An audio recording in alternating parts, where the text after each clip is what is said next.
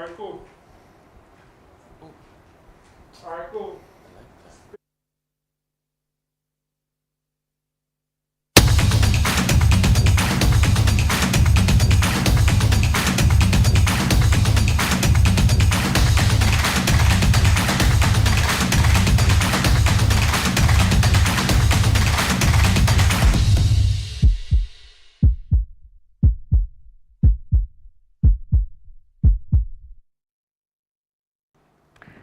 Good evening. I'm Stacy Russell. Welcome to NewsPulse Live.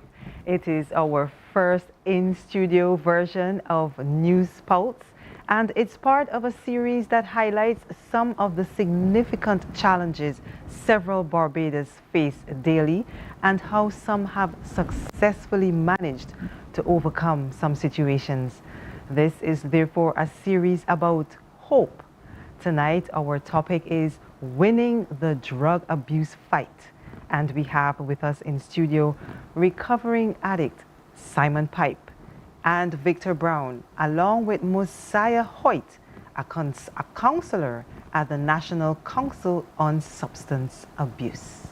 Gentlemen, welcome. Thank you so much. It is so delightful to have all three of you taking this step to join me in studio, to join our audience out there. And we are really looking forward to a very fruitful discussion tonight about substance abuse.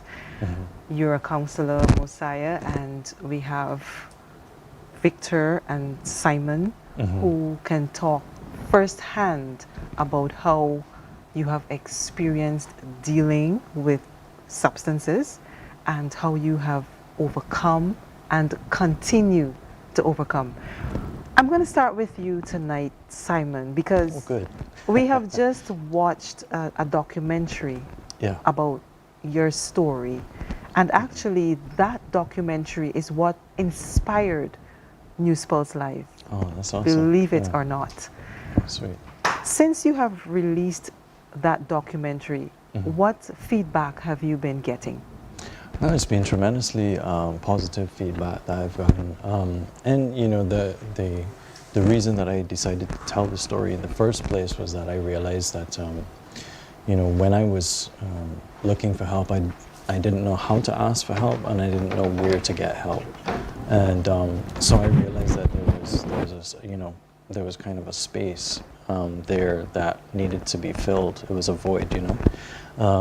I had previously done an interview with another Bajan, which would have also aired on CBC, and that was the first time that I kind of was open in public about my struggles, and the response from that was so great that I realized that there was space for more discussion. So that's when I ended up doing the documentary, and then that turned into an album, and yeah. How are you feeling about life now, after you've come out? Well, see, I don't think of myself as having come out. I think of myself as daily coming out. Okay. You know, it's my understanding that we're never recovered addicts. We're recovering addicts, and so we take on a lifestyle where obviously we abstain from all substances, but on top of that, there's a lot of other things that we do to maintain being clean and sober. And so, you know, for me, some of those are meditation, prayer, exercise, and then of course there's also 12-step fellowships that I'm a part of. And so what I would say is that it's a daily struggle.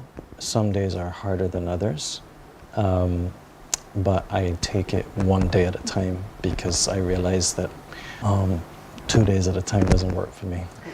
You say that you are recovering. Do you count the days that you have been sober? Yeah, I do.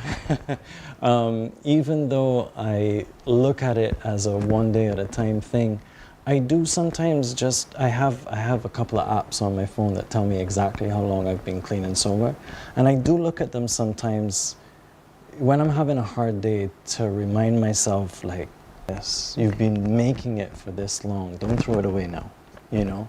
So it's kind of just an encouragement. Okay. Yeah. Victor, I want to come to you. Victor Brown. How would you describe yourself and your relationship to illicit substances? Well, I would describe myself as someone who was saved as a result of the course, I would honestly say, right? Because in my earlier stage of addiction, I never believed I had a problem with drugs. It had to take a magistrate to look at my antecedent card. I admit to me, son, I think you have a serious drug problem. And so doing, she suggested the treatment center. She sent me to the treatment center instead of sending me jail, with the hope that I would have taken the program seriously and acknowledged that there is a place for me where I can get some help. I went there, to be honest, right? I went there in 2016. And I wasn't honest when I went there because I was, how should I say it? I was stereotyping myself to people, felt I was better than, and I didn't think my life was that bad because the admission of change could only occur when I admit that I have a problem. And only onto that stage of my life is when the transformation of change could evolve. Because after I came back in 2018, I was granted the chance once again in 2018 by another judge, and I really took that chance with my life because I needed it. Because after my life was a roller coaster state of torment, pain, and misery, to which I concocted in my head because I was so close-minded, egotistic, and arrogant. I was living in my own world, along with the euphoria of what the drugs make me, or even myself. I won't even say the drugs, because I am the person who concocted the theory of living to which I harnessed for so many years of my life. So coming, because like when I start experimenting with hard drugs, I would say, because like I started smoke cocaine and marijuana, and when I crossed that line somehow, right, my world went topsy-turvy. I had no control over my life back anyway, and all I lived for was the drugs. That's the honest truth.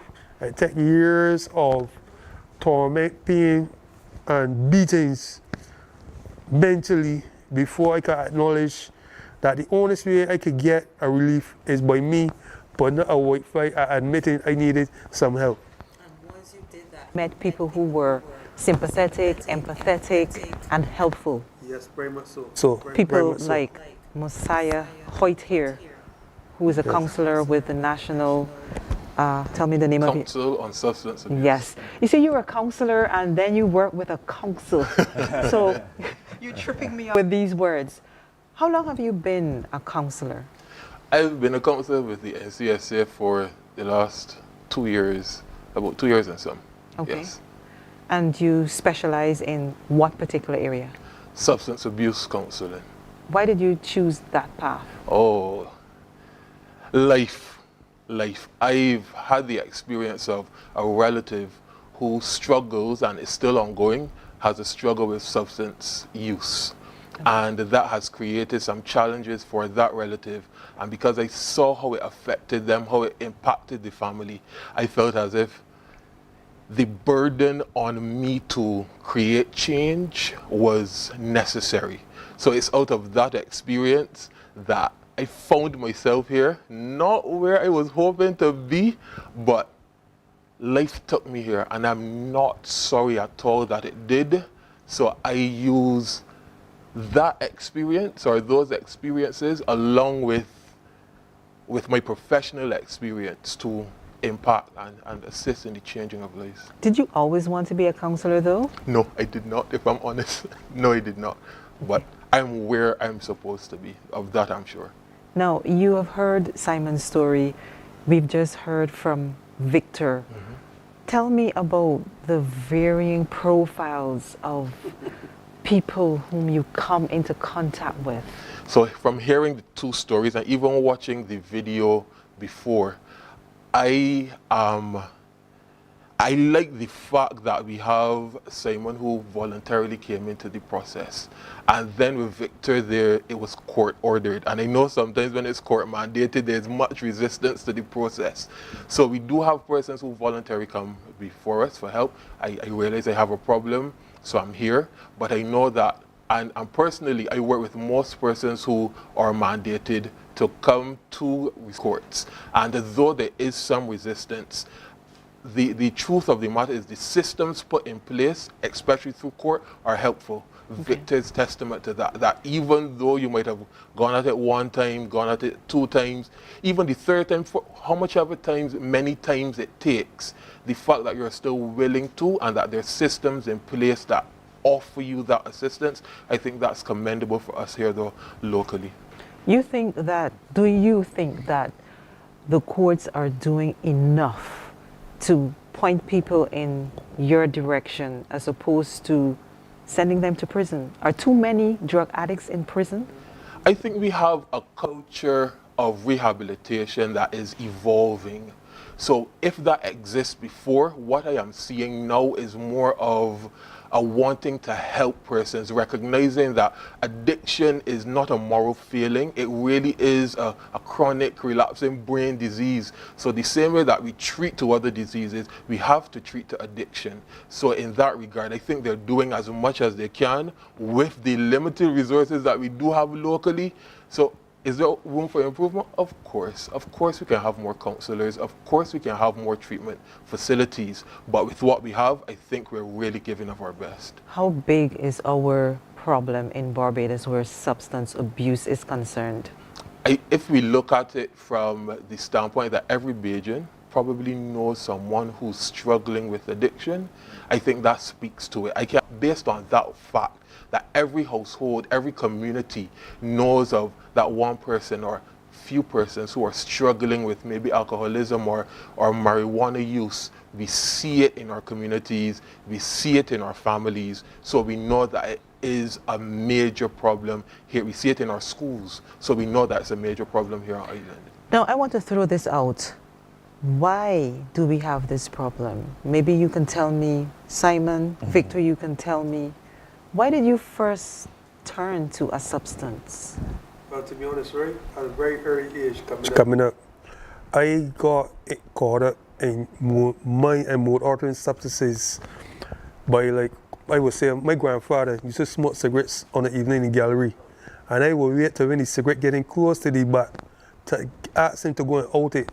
I would run behind the hedge and pull the butt down to the sponge, I would say.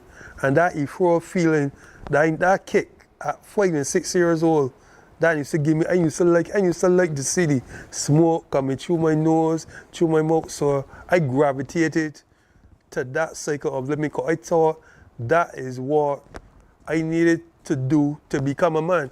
So I would say, and like I said, I used to love the feeling.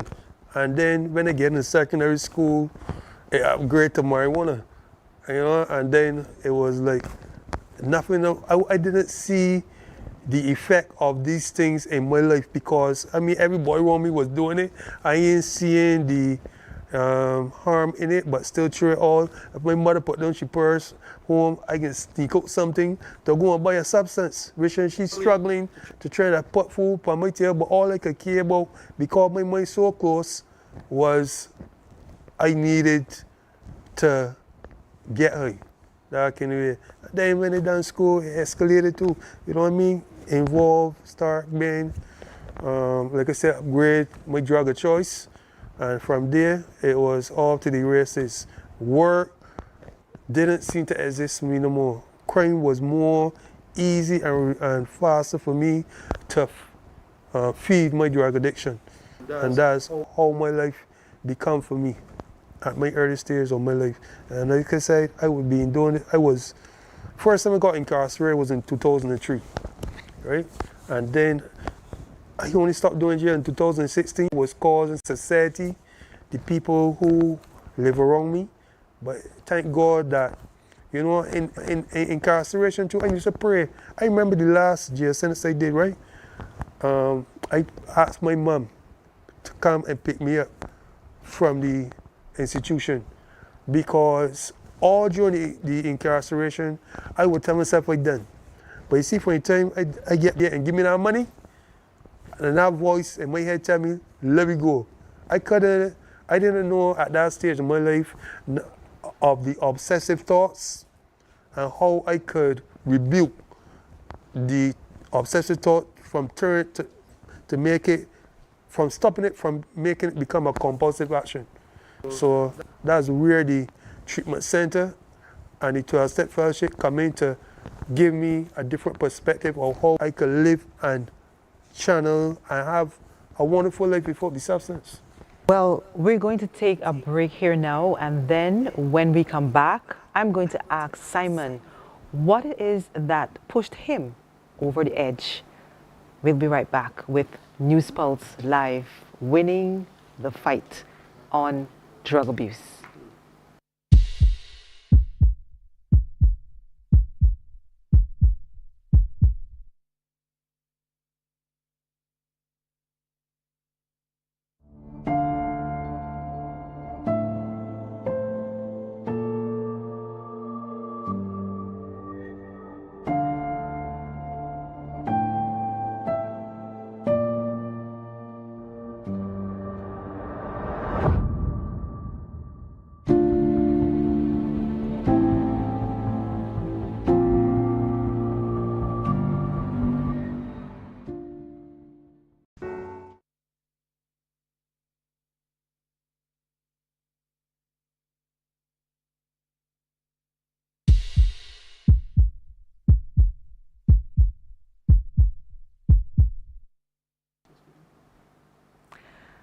Welcome back to NewsPulse Live, winning the drug abuse fight.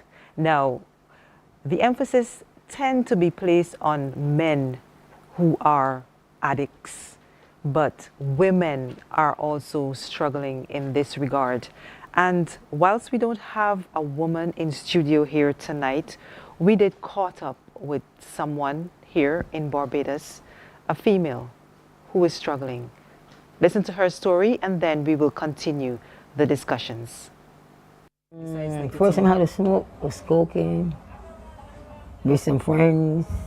That was about 82. Cocaine. Yep. And why did you try it? I was like a child. I see my friends do it and I did it too. I wanted to try. Do you remember how old you were? Between 19, I think around 19. When I first smoked. And what was that like for you? What was that experience like, taking your first smoke of cocaine? Feeling stupid as hell. So serious. Explain that I feeling. mean, the effect I probably was looking for, it wasn't there. I see my friends smoking and some thing and jumping and doing a lot of. And they were just, like now, just normal. It never really did nothing to me up to now. That's the truth. It didn't have an impact on you in any way? Never did. I don't have a conviction, never sleep in a cell, never been arrested, don't shoplift. Nothing. How did it make your body feel? How to describe this? Let me see, I remember my body.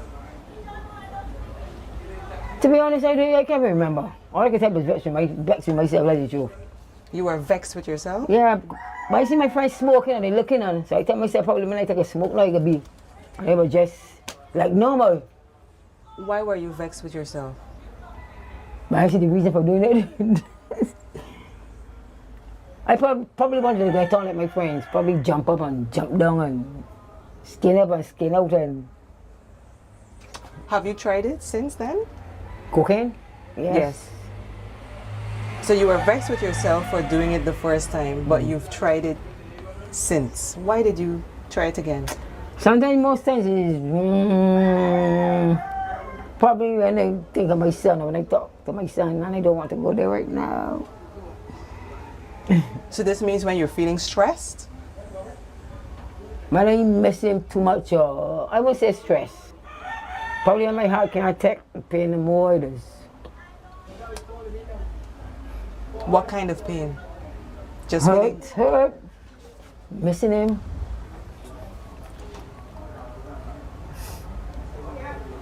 My son doing lifetime, and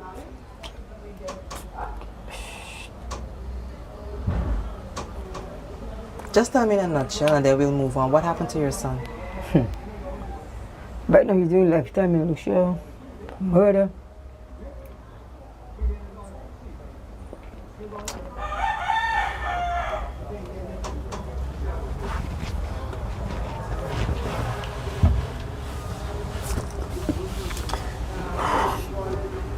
And when you take a smoke, does it make you feel better? Does it help you to numb the pain? Sometimes the payments get worse. I haven't seen my son in 22 years. And that's my firstborn. I had him at 17. When last you had a smoke? This morning, I heard him last night. And from then it was... Yeah, I can see the pain, I can see your tears, I can hear how upset you are. But if someone were to see you smoke, want to judge you, before we wrap up, what would you say to people in society who would want to judge someone like you because you are trying to find a way to cope with life? I'll make it easy. You can see a man's face, but I can't see his heart. Welcome back. Gentlemen, we've just heard from Pamela, not her real name, and she is fighting to cope. The first time she tried drugs, hard drugs, it was cocaine. She said she was 19 years old and they were just doing it to have a laugh. And she thought, well, she will join in. She confessed that it didn't seem to impact her body in any way. Yet, all of these years later, she's now in her early 60s, she continues to use because she's trying to find some relief from emotional pain. Before we went to the break, you were to tell us what first pushed you to start using, Simon. Yeah. So my story is slightly different from Vic's in that I've been diagnosed with bipolar disorder and a few other mental health conditions, and so that comes with severe depression and inability to experience any kind of pleasure, a lot of anxiety, and then it also comes with moods that go. I have bipolar disorder type 2, so my depression is more significant and worse. I don't get extreme mania. But for me, the reasons that what could have caused those disorders is a whole other discussion that we really can't even begin to get into now. But for me, my using drugs and alcohol came about as an attempt to balance my moods. Actually, the first thing that became obvious to me, I was unable to sleep. I had really, really bad insomnia. I had not been sleeping for a very long time. I actually had moved to the UK for a brief period of time, and I hadn't been sleeping for about 2 weeks. And when you're not sleeping for that amount of time, it's everything. Your body is in pain. You can't think clearly. Just everything was awful. And some friends of mine eventually, they were always trying to get me to come out of my room and actually do something, and I did not want to be around people at all. And this one night, I agreed to come down to the bar with them, and I had a few drinks, and after I had the first couple of drinks, the anxiety started to lessen. I started to feel a bit less sad. Mm-hmm. And when I'd had enough and it was time to go to sleep, I had become so fearful of bedtime because I sleep. And I realized that if I drank a little bit more, I could actually get to sleep. So to me, the drugs were not the problem, they were the solution. And it was an excellent solution because it worked. Now, it progressed quite quickly because, you know, I went from, first of all, I didn't want to be around other people. So I stopped drinking in bars and I started going to the supermarket and buying alcohol and bringing it back to my room just for me to drink. But it went from me drinking, like, I started out drinking 4 cans of beer every night to go to sleep. So 4 pints of beer. And then I needed 6, and then I needed 12, and then I needed a case. And it started to look bad, me coming back to my room with a case of beer every day. So I started buying bottles of liquor. And then I discovered that if I smoked a little bit of weed on top of the alcohol, that was better at getting me to sleep. And then I started to realize, well, why go through a whole day in severe anxiety and not being around, not being imitable, if I know that if I just drink a little bit and smoke a little weed, I would be able to do that. So that's what I started doing. And it worked. And it worked for quite a long time. And I was a very functional addict for a very long time. I was able to do all the jobs I needed to do. You know, I completed all my tasks on time. I did high quality work. You know, I had clients. I was doing fairly well. But at some point, it stopped working. Yeah, so you know, the disease of addiction is a very insidious disease because it stopped working slowly, piece by piece. I remember the alcohol stopped working.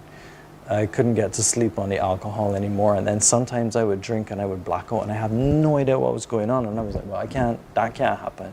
So I started to try and I couldn't figure out why this thing that had been working so well for me, why it would stop working. So I kept switching to different types of alcohol, and then I put the alcohol to one side, and I was smoking a lot of weed, and then the weed started making me paranoid, and then so eventually I started mixing up a lot of substances. Then I was diagnosed with the bipolar disorder, so they kind of explained to me, oh, this is what you're doing, you're managing your moods, and they gave me medication. But by that point in time, drinking wasn't a choice for me. Drinking was something that I had to do every day. If I didn't drink, my whole body shake, like it would just tremor. So I took the medication and I drank and I smoked the weed. Okay. And then I started realizing, well, some of this medication is really dulling me a lot. I need something to bring me back up. That's when things really started to go downhill, because I started getting into much harder drugs. And you're mixing drugs and prescription medications and just, you know. Counselor Messiah, you've heard a bit more from Simon. You've already heard quite a bit from Victor. Pamela's story, Pamela not the real name of that woman. What happens? What happens to your patients when they seem to be looking for solutions in drugs, but that's not the solution, but yet they keep going back? So there we realize that persons are trying to cope with whatever they're going through. Pamela's situation was loss, and Simon just shared what his was. So we find that persons are looking for ways to cope with the emotions that they're having, coping with grief and loss, coping with trauma that they've experienced. And very often what happens is that it worked the first time, but then as time goes on, you need more. So there's the building of tolerance. You need more and more of the drug. Then you start to mix up, and then you realize it's a problem when you don't use the drug. And as Simon just said, he would get the shakes, so going through withdrawal. So you're to the point where it is problematic now.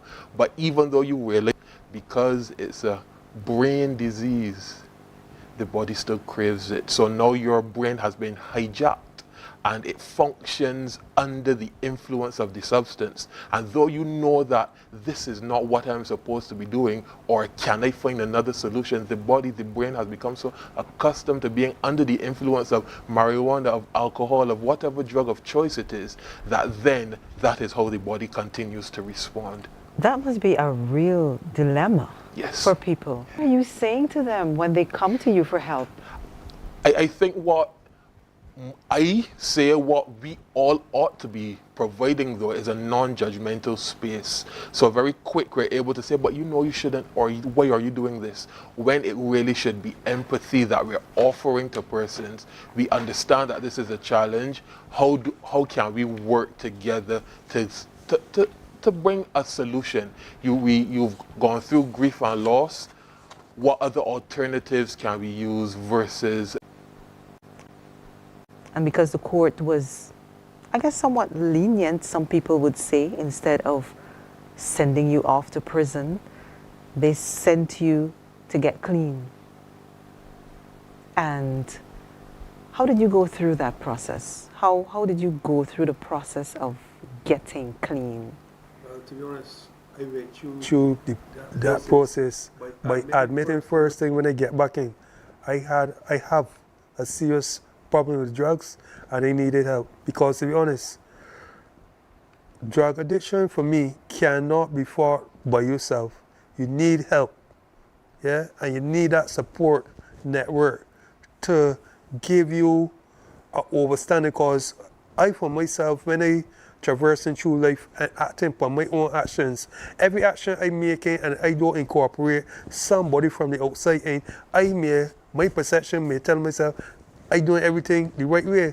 But when someone is able to outline my blind spots, meaning somebody that watching me from the outside, and I could honestly admit, well, you know, I could agree, you know. Tell me some of the specific things that you got help with.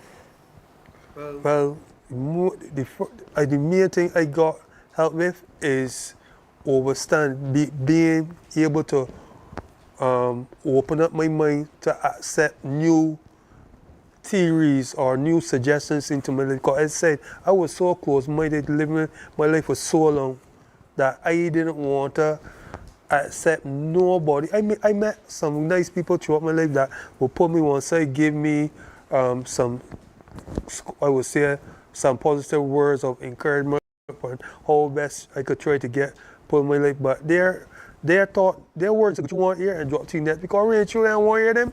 I want to get or do you want to use drugs? But after I was sick and tired of living, and I really become to that stage, right? One of the things that I would say really stood out for me, when I was leaving the treatment center in 2018, when the counselors asked me this question, Victor, he told me, give yourself a break and try to find out who you really are without the use of the mood-altering substance. And that was a challenging question theory that I had to face clean. Because I couldn't tell nobody who I actually was without a substance. I used to use substance every day in my life.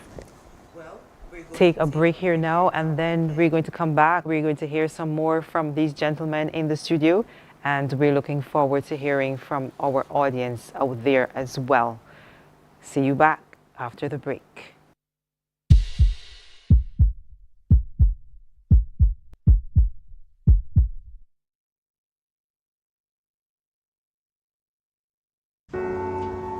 The recovery journey can be tough, especially when temptation is all around. But take it one day, one decision at a time. Don't risk getting caught. Remember, singles win the game. Nicely played.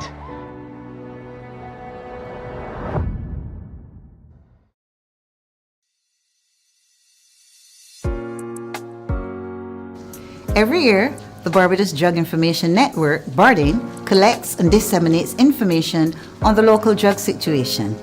To effectively serve the nation, we at the National Council on Substance Abuse have to keep current on usage, treatment data, and trends island-wide. Here are a few findings from our latest report. Crack cocaine was the most common primary drug for which treatment was sought at the Substance Abuse Foundation. Drug offences accounted for 11% of incarcerations at Dodds Prison in 2022. Of the 53 wards committed or remanded to the Government Industrial School in 2022, only 2 were remanded for drug-related offences. But of the 85 minors admitted to the Edna Nichols Center, more than 1/3 tested positive for marijuana use, or had traces of the drug in their system. During the pandemic, we saw an across-the-board decrease in admissions for drug treatment. However, in 2022, we saw the admission numbers increase and approach pre-pandemic levels. Here at the NCSA, we managed a 42% increase in clients for counseling in 2022. 96% of those clients sought counseling for drug-related issues. Drug offenses accounted for 21% of all recorded offenses by the Barbados Police Service in the year 2022.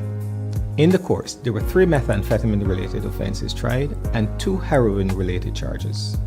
Despite the continued male-female disparity in treatment admissions, there has been a steady increase in the number of females seeking treatment since 2019. At the NCSA,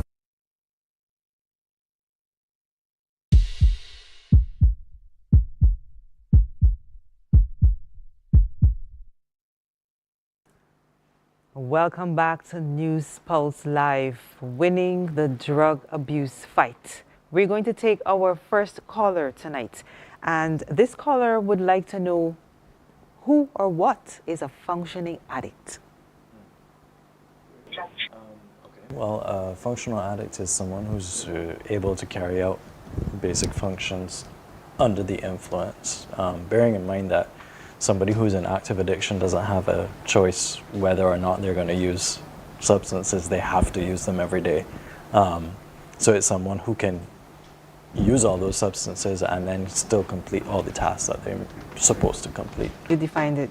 Just the same way that he did. So you're under the influence, you use substances, but you're still able to meet your daily requirements. You go to work, you're able to take your children to school, you attend whatever meetings that you have to attend, but you're under the influence and no one can necessarily say that you are.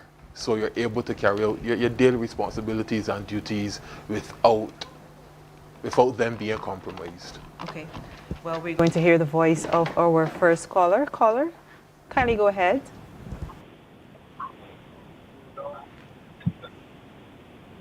Hello? Is our caller still with us? Yes. Hello, hello, can you hear me? I'm getting AC. Right, go ahead, sir. Yeah. My name is David. I am in recovery now about David. I was there listening to the part of the functional audit. We were able to function to a period of time. That period, the last one, because I used to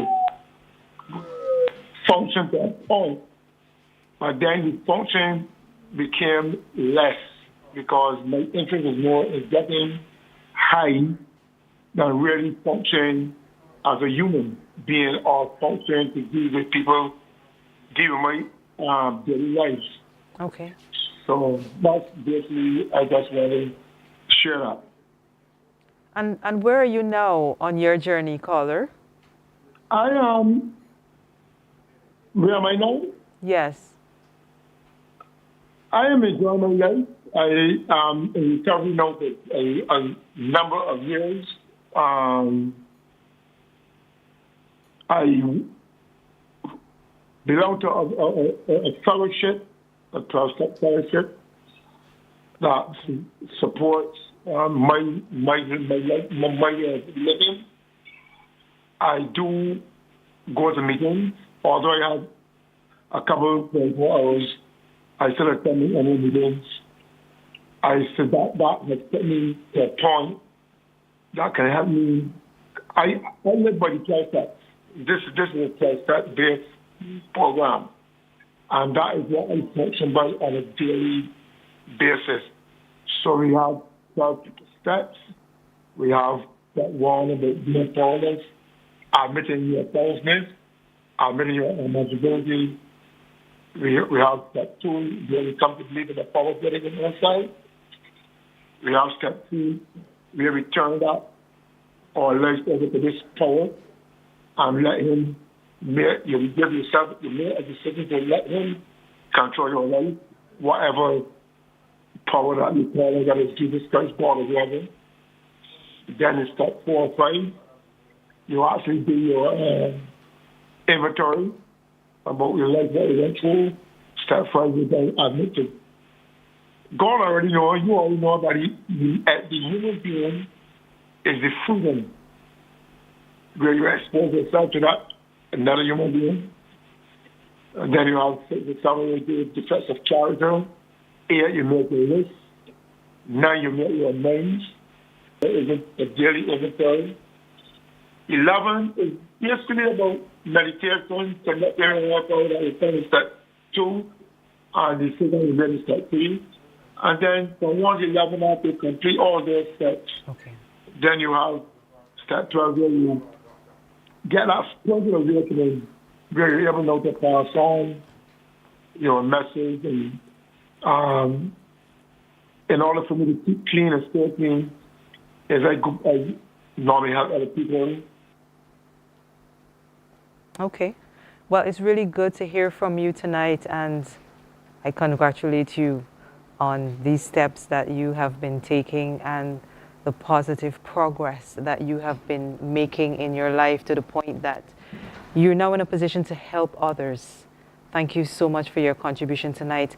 And we're going to go to another short break. And then when we come back, we will be continuing with NewsPulse Live, winning the drug abuse fight.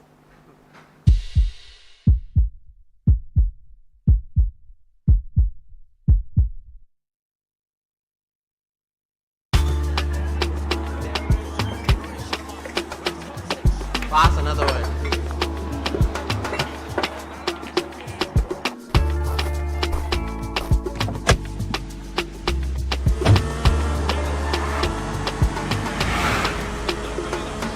Pass another one.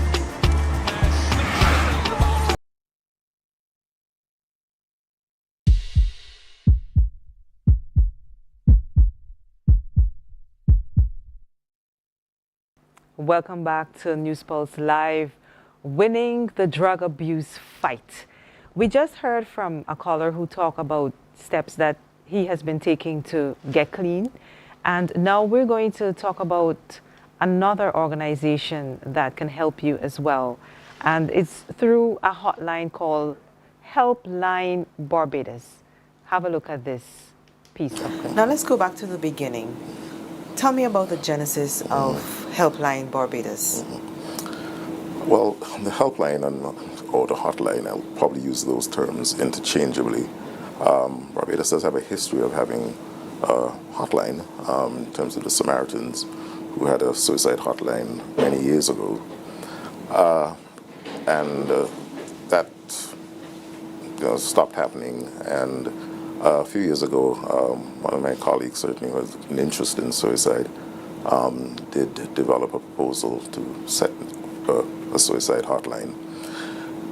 Back in 2023, we had a number of suicides in Barbados, and the Ministry of Health would have determined that it was a time, I think, to certainly have a hotline, but not just a suicide hotline, but to make it a mental health hotline. So suicide and having persons call because they're suicidal, obviously a very important part of the hotline, but this was to be a little bit more than that, and was also to be a mental health and to discuss matters related to mental health.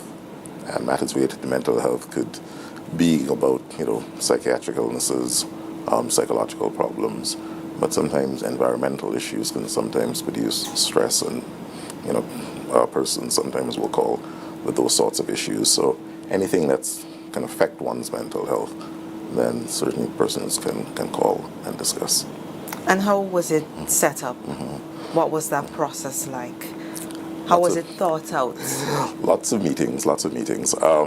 There already was arising out of COVID, a COVID hotline.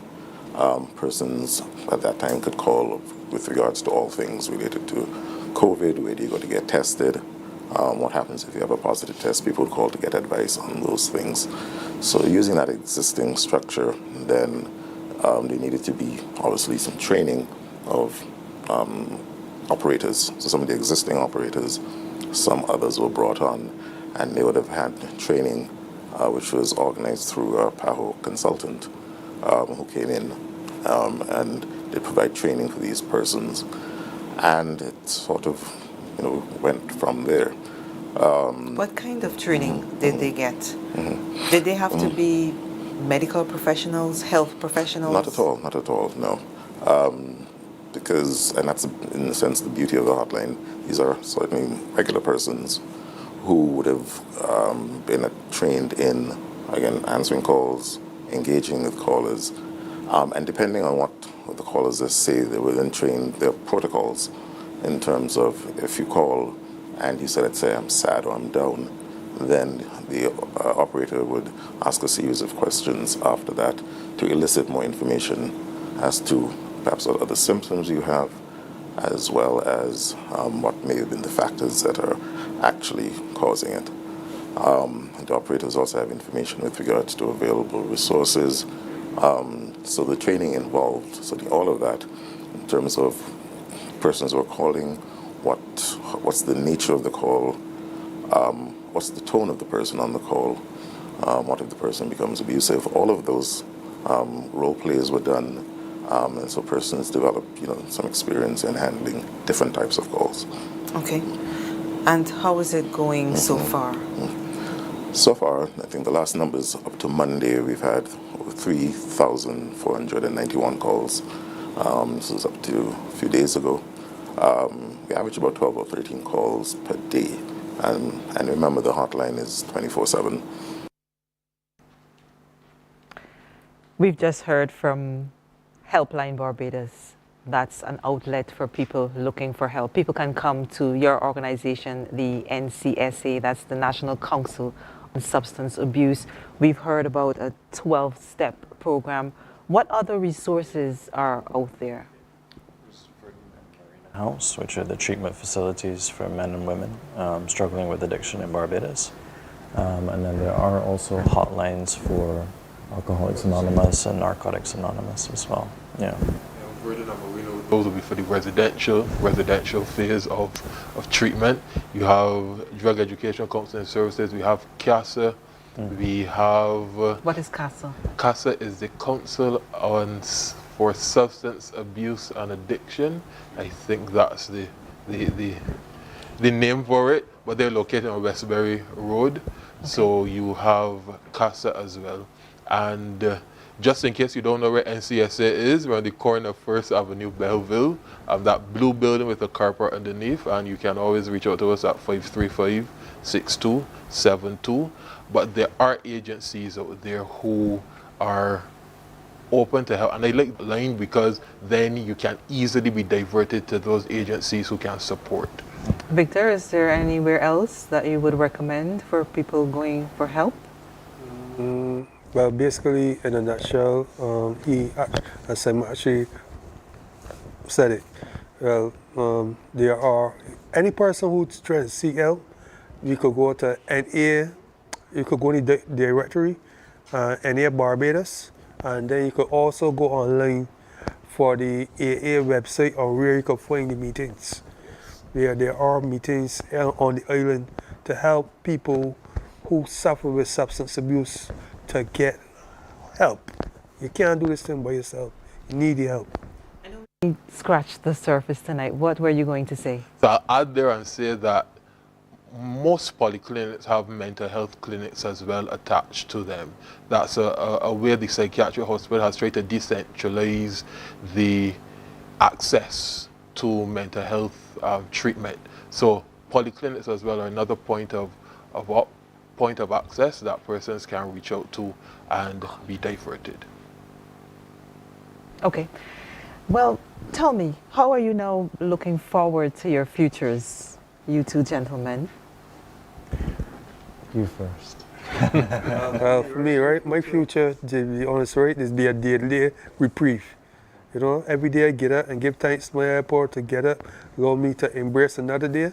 And when I readings, that helped me build a foundation whereas I could set my day on, which is like readings from the, just for the day readings, help me to build a foundation. And then I go on my life with the remembrance that I am an addict. Yeah? And with that in mind, I live by the 12-step principle of the program. I live those steps every day of my life, and that is what be helped me to stay clean. You'll tell yourself that you're an addict. Yes, every day I have to remind myself I am.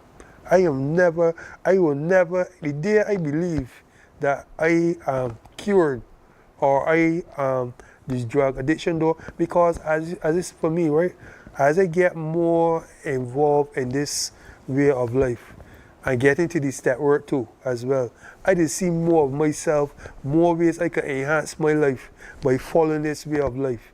So for the basic fact that that was brought about because I admitted I had a problem with drugs, I have to be always mindful that I am. Yourself to find out who Victor really is? Yes, I am. Who is Victor? A blessed, wonderful, loving, caring, a person who will I wear my heart on my sleeve. You know what I mean? And there was things one thing I wouldn't do because I was so self-centered. All I was scared about was myself. But today, I live my life with empathy. I live my life with love, care, compassion, humility. All these are spiritual principles I have developed by allowing the 12 steps to formulate into my life, because that's how the transformation of this program is actually work. Like I said, I came from the core. Not saying that I couldn't think, but in my years of active addiction, I had the self-will to walk off the road and come into a room and put up a white flag and admit I needed help. So I was grateful for everything that happened in my life, and the God of my understanding brought me to this stage of my life that I could share what was freely given to me. And this is 6 years and going 3 months now that I have been clean as a result of standing up in our door and crying out for help. Excellent. Simon, how are you looking to tomorrow? You know, I very much like what Victor was just saying. I take it a day at a time. You know, I'm very active now. I would say I have a good life and I have a busy life. I'm doing a lot of work at the moment, producing and writing for other people. I'm in the gym on a daily basis. I'm working on art installations for people, and I have a lot going on. But I always kind of have to bring myself back to today and remember that, you know, Mosiah would have mentioned it earlier, this is a relapsing disease. And if I start getting out of step and I stop doing the things that I know that I need to do, relapse is a very real possibility. I could be sitting here today telling you, oh yes, I've been clean for 3.5 years, and then tomorrow I could be telling you I'm on day 1 again. And as much as I possibly can, I don't want to be on day 1 again. Day 1 was a very, very hard day. The first year was extremely difficult, so I'm very grateful to be where I am today, and I just try to keep on the right path and keep doing the things I know I need to do. Great. Mosiah, for those who haven't yet done like Victor, come out of denial, what would you tell them? Everyone needs help, and at some point, feel free to reach out for that help. I also want to speak to family members who may see a loved one going through a cycle of addiction and wonder and becoming frustrated and wondering what can I do. Still be there to support. Still use every moment that they allow you to or that you can to speak and encourage them to reach out for help. Let them know that you still care. You do as much as you can for that person, but don't give up. That's what they want to say. Don't give up on that person who's struggling with a substance use disorder. And for those who are ready but maybe a little ambivalent, not too sure if you're ready, call and see. Give it a try. Give it a try. You start, and then you never know where it can take you. So don't be afraid to start. Make that first step, even if you're ambivalent. Make a first step and call, or walk in. Okay. I must say that lady whom we interviewed, she is about to take the step of getting counseling. She has said that she will accept the help. And I want to thank all of you gentlemen for coming tonight. Simon Pipe, Victor Brown from the NCSA. Thank you so much for joining us here in studio for the first NewsPulse Live, winning the drug abuse fight. And thank you all out there for joining, and we look forward to seeing you again in the next episode of NewsPulse Live. I'm Stacey Russell, and it was my pleasure to be with you. Thank you for watching.